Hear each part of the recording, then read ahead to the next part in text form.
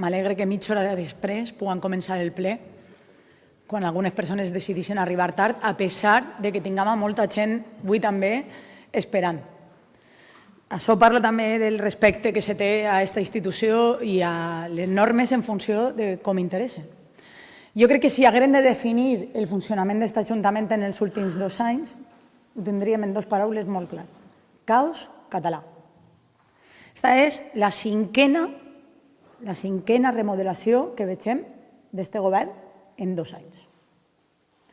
Primer van governar a soles, després 4 de Vox, luego 3, luego 2, després recupere els tràsfugues, a pesar de que no anàvem a governar en tràsfugues mai, i el resultat és que ara tenim el 5è govern que resulta que té a una persona investigada per la Fiscalia i a una altra per delictes d'odi. Enhorabona, senyora Català. És vostè la perfecta governant d'esta ciutat. Però és que el que està passant en València és que la gent no pot pagar el lloguer, el que està passant en València és que tenim la ciutat més bruta que mai, el que està passant en València és que s'estan tancant els centres de gent que ve a refugiar-se en la nostra ciutat, el que està passant en València és que estan satanitzant a les persones que no tenen més remei que acabar en el riu, el que està passant en València és que estem en els anys 60, quan abans érem una ciutat honrada, una ciutat en l'avantguarda de tot el que volem per avançar en una societat molt més civilitzada, en 2 anys. I cada pleno venim així a parlar de remodelacions, de com van a guanyar fent trampes, una i altra vegada. Els plens no comencen fins que no tenim els vots i aquí les normes són per a tot el món.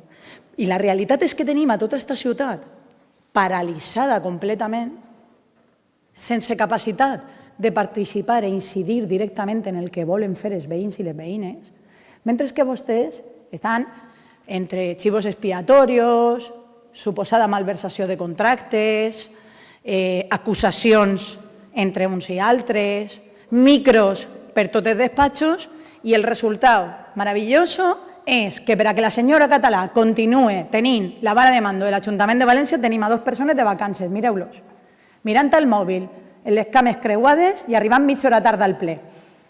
La pagueta vos ha eixit barata, eh? El problema de tot això és que qui paga esto som els valencians i les valencianes. A lo millor vos seria més barat baixar els impostos per no pagar-li el sou a aquells 2.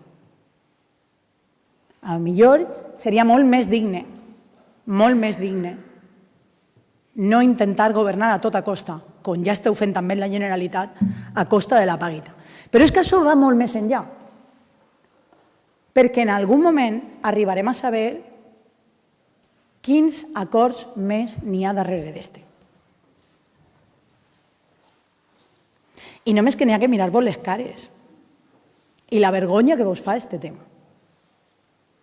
Perquè el resultat és que avui, entre altres coses, anem a canviar els representants en consells d'administració, perquè, clar, el que està investigant la Fiscalia i a la que persegueixen per delictes d'odi, vaya a ser que estiguen en un consell d'administració i mos claven en un lío. Però per estar en el govern i alçar la mà i mentrestant donar-li una pagueta, que se'n vagin de vacances, això no fa vergonya. Quin és el canvi? Què és el que ha canviat?